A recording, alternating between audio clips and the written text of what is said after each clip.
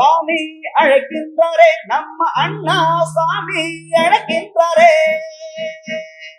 மாயன் மயம் ஆன்மீக அன்பர்களுக்கு என்னுடைய அன்பான ஆசீர்வாதத்தை தெரிவித்துக் கொள்கிறேன். மாயன் மயம் உங்கள் நலன் பொருட்டே இறையுருளாலும் குருவுருளாலும் தொடர்ந்து மாயன் பயன்ல ஒவ்வொரு தமிழ் மாத பலன்களை எல்லாம் சொல்லி வருகிறேன். அந்த வகையில பார்க்கும்போது மார்கழி மாதம் மாதங்களில் நான் மார்கழி என்று மாதவன் சொன்னதுக்கு காரணம் இருக்கின்றது. நாம் திரும்பி பார்க்கின்றோம் வாழ்க்கையில. அதாவது அத போன தையில தொடங்கி இந்த மார்கழி வரை இடைப்பட்ட காலத்துல எத்தனையோ ஏமாற்றங்களையும் பிரச்சனைகளையும் சோதனைகளையும் வாழ்வில் சந்தித்து வந்தோம். அந்த வகையில பார்க்கும் பொழுது தொழில மட்டுமல்ல உறவுகளாலும் சில பிரச்சனைகளை சந்தித்தோம். தீர்க்கவே முடியாத பிரச்சனைகள்லாம் தீர்வு கிடைப்பதெல்லாம் காரணம் இறையருள் என்றே சொல்லுவேன். அந்த வகையில இந்த மார்கழி மாதம் எவ்வாறு இருக்கும் என்பதை நம்ம சோழி பிரசனத்துல பார்க்க போறோம்.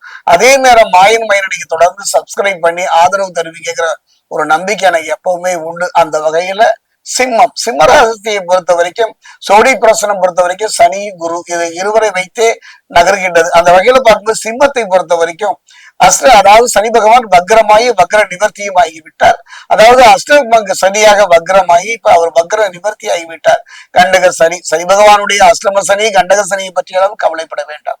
ஒரு கிரகம் கெடுபலனை தந்தாலும் கூட அதை நற்பலனாக மாற்றுகின்ற வல்லமை மற்ற கிரகத்து உண்டு. அந்த வகையில் பார்க்கும்போது மார்கழி மாதம் சிம்ம ராசிக்கு எவ்வாறு இருக்கும் என்பதை பார்க்கலாம்.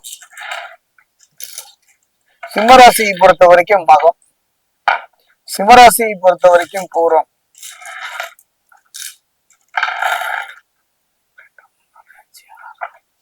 சிம்மராசியை பொறுத்த வரைக்கும் உத்திரம் 1ஆம் பாதம்,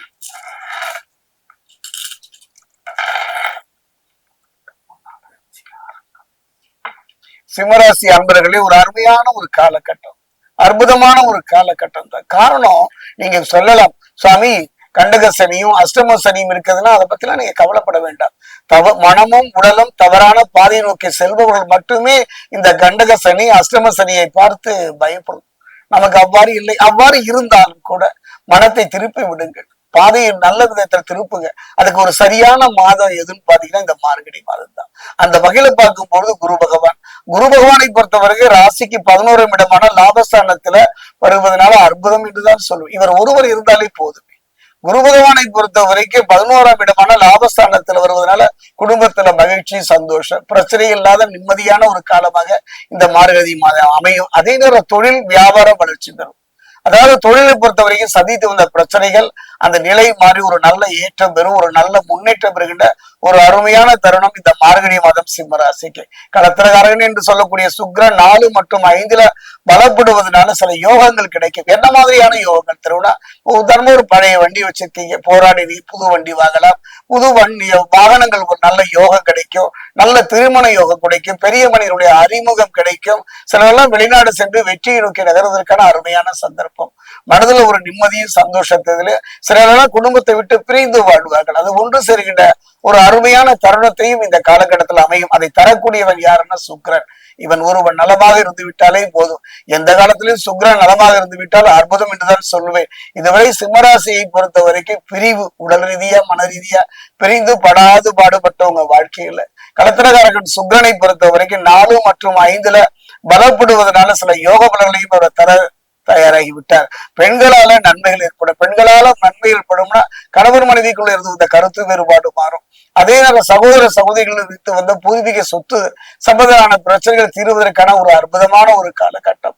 குறிப்பா பாத்தீங்கன்னா காதல் திருமணம் செய்தாலும் சரி, பெரியவங்க வைத்து வைத்த திருமணமா இருந்தாலும் சரி, பெண்களால மனதுக்கு ஒரு சந்தோஷம் நிம்மதி கிடைக்கும்.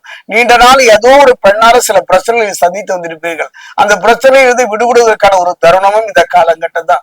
குறிப்பா பாத்தீங்கன்னா ஆத்மகாரகன் என்று சொல்லக்கூடிய பிதுர்காரகன் என்று சொல்லக்கூடிய சூரியன் ராசிக்கு 4 மற்றும் 5ஆம் இடங்களில பலவீனமாக சஞ்சரிக்கின்றார்.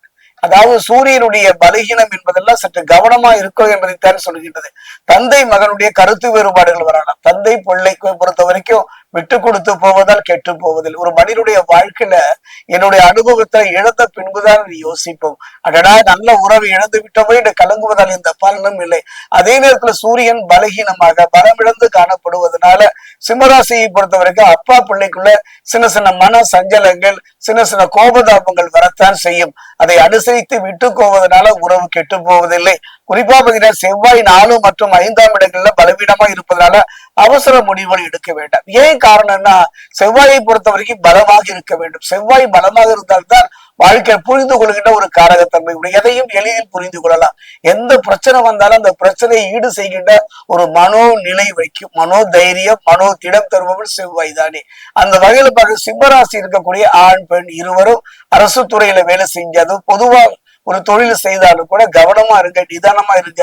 திண்ணை எப்ப காலியாக விட எதிரிகள் காத்திருக்கின்றார்கள். பேசுகின்ற வார்த்தையில நிதானம், பொறுமை அவசியம். அதே நேரம் புரிந்து கொள்வதனால சில குழப்பம் இருப்பதனால ஜாமீன் போட வேண்டாம். புதிய திட்டங்களோ புதிய ஏற்பாடுகளோ இந்த காலகட்டத்துல செய்யாமல் இருப்பதே சிறப்பு. அதே நேரம் ராசிக்குள்ள யோககாரகன் என்று சொல்லக்கூடிய ராகு துணை இருப்பதனால பயப்பட வேண்டாம். ஞானகாரகன் என்று சொல்லக்கூடிய கேதுவும் ராசிக்குள் இருக்கின்ற, அதாவது பாத்தீங்கன்னா எந்த முடிவுகளா இருந்தாலும் சரி எடுப்பதற்குள்ள ஒரு முறை இருமுறை யோசிங்க. குறிப்பா பாத்தீங்கன்னா கேதுவை பொறுத்தவரைக்கும் புதிய நபர்களிடம் அறிமுகம் இல்லாத ஆண் பெண் இரு பாடலோடு பார்க்கும்போது பழகும் பொழுது அந்தரங்க விஷயங்களையோ நம்முடைய தொழில் சார்ந்த விஷயங்களையோ பேசாமல் இருப்பது சிறப்பு. காரணம் என்ன, அவர்களால் பிரச்சனை வருவதற்கான சூழ்நிலை இருப்பதனால கவனமாக இருந்து விட. 7ஆம் வீட்டில ராகு இருப்பதனால சில மாற்றங்கள் ஏற்படும். என்னுடைய அனுபவத்துல ராகு சர்வ கிரகமாக இருந்தாலும் கூட நல்ல யோக பலனை தரக்கூடியவன், பதவி உயர்வோடு கூடிய ஒரு நல்ல இடமாற்றங்களை தருவார்கள்.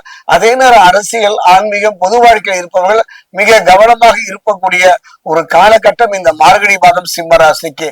அதே நேரம் பாத்தீங்கன்னா ஜென்ம ராசியில கேது, கலத்திர ஸ்தானத்துல சனியும் ராகுவும் இணைந்திருப்பதனால கொஞ்சம் உடல் ஆரோக்கியம் விஷயத்துல ஒரு முறைக்கு இருமுறை யோசித்து செயல்படுங்க. நீண்ட தூர பயணங்களை பொறுத்த வரைக்கும் கவனமாக இருந்து விட்டாலே மார்கழி மாதம் அற்புதமான நற்பலனை தரக்கூடிய, நிம்மதி தரக்கூடிய, பிரச்சனை இல்லாத ஒரு மாதமாகத்தான் சிம்மராசிக்கு அமைகின்றது. அதே நேரம் தெய்வ பலம் கண்டிப்பா வேணுங்க.